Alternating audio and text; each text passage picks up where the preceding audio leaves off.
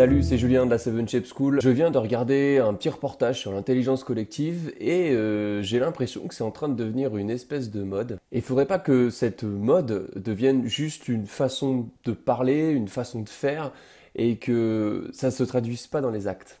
Alors par opposition à l'intelligence collective, on parlerait d'intelligence isolée ou d'intelligence individuelle, c'est-à-dire qu'un groupe de personnes va plutôt travailler en silo, seul, à prendre des décisions, là où l'intelligence collective va être plutôt basée sur la bienveillance et effectivement faire travailler des gens en groupe et faire en sorte que des personnes, un groupe de personnes, prennent des décisions ensemble pour répondre à un problème. Et finalement, aujourd'hui, on se rend compte également que dans notre système éducatif, on est plutôt habitué à travailler en solo, à travailler seul. C'est souvent le professeur qui donne l'information et pas les étudiants qui vont donner de l'information à d'autres étudiants.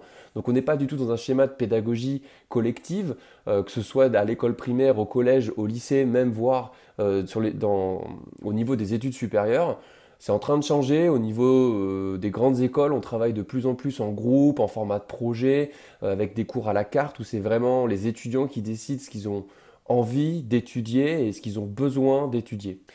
Et donc, étant donné qu'on est formaté comme ça à plutôt penser en solo, penser pour soi, effectivement, ça se retranscrit directement dans les entreprises où les formats hiérarchiques, tayloristes sont encore en place énormément, surtout dans nos sociétés latines. Et effectivement, ça oblige, ça incite les gens à travailler plutôt en silo, avec des managers, avec des niveaux N+1, +2, +3, +7 des fois. Et on se rend compte que c'est vraiment pas du tout productif. Un management plutôt individualisé, avec une recherche de solutions individualisées, ça fonctionne pas mal quand on a des petits problèmes, des petites choses à régler au quotidien. Et dès qu'on va être sur des problématiques beaucoup plus larges, plus complexes, à multifacteurs d'impact, là, on se rend compte que l'intelligence collective est beaucoup plus intéressante et beaucoup plus puissante. Les personnes qui pratiquent l'amélioration continue ou le lean management au sens large, comme moi depuis des années, on sait très bien que dans le lean, il y a 7 gaspillages et que le huitième gaspillage, c'est l'intelligence inexploitée ou, autrement dit, l'intelligence collective. Le huitième Mouda fait partie intégrante de tous les gaspillages. C'est vraiment un huitième gaspillage hyper important et pour moi, c'est le plus gros gaspillage de toutes les entreprises. Et du moins, c'est celui qu'on voit le moins parce qu'il est très peu chiffré. Quand vous avez des problèmes d'attente, de stock, de transport, eh ben, ça va se caractériser par des problématiques de sécurité, de qualité, de niveau de service ou de performance globale. Alors qu'une intelligence inexploitée, eh ben, vous pouvez la pallier par des personnes très brillantes que vous allez user, qui vont peut-être partir en burn-out. Ça, je fonctionne beaucoup en intelligence collective. J'essaye de mettre en place des choses rapidement, même si c'est pas parfait. Je fonctionne vraiment beaucoup comme ça. Nous, on a des contraintes en termes de start-up, on a des contraintes d'argent, de temps, il faut qu'on mette en place des choses rapidement, on n'a pas une trésorerie débordante d'argent. Et donc, du coup, il faut savoir de la contrainte, travailler rapidement et prendre les bonnes décisions. Ça passe effectivement par un travail collectif et j'en suis intimement persuadé.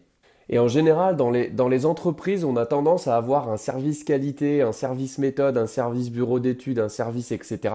Et moi, je suis tombé sur des entreprises, dans des grands groupes aussi, dans des grands groupes et dans des petites entreprises où les gens travaillaient en pôle, où en fait, on n'avait pas, c'était un multiservice dans lequel on avait 2 personnes du bureau d'études, une personne de la qualité, une personne des méthodes, qui travaillait avec la personne de la production et tout le monde travaillait comme ça autour de la même table et était dans un même bureau.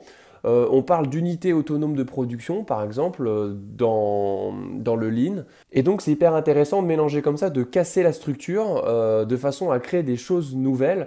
Et j'avais trouvé cet exemple particulièrement intéressant de casser complètement cette notion de service et d'implanter tout le monde, de mettre tout le monde autour d'une table et de faire en sorte que tous les jours, ces gens travaillent ensemble et partagent directement les bonnes idées, partagent les problèmes et essayent de trouver des actions en collectif. Ça a aussi un autre effet, c'est que ça diminue les mails, les gens se parlent beaucoup plus en face-to-face et ça évite de s'envoyer 3 tonnes de mails pour rien.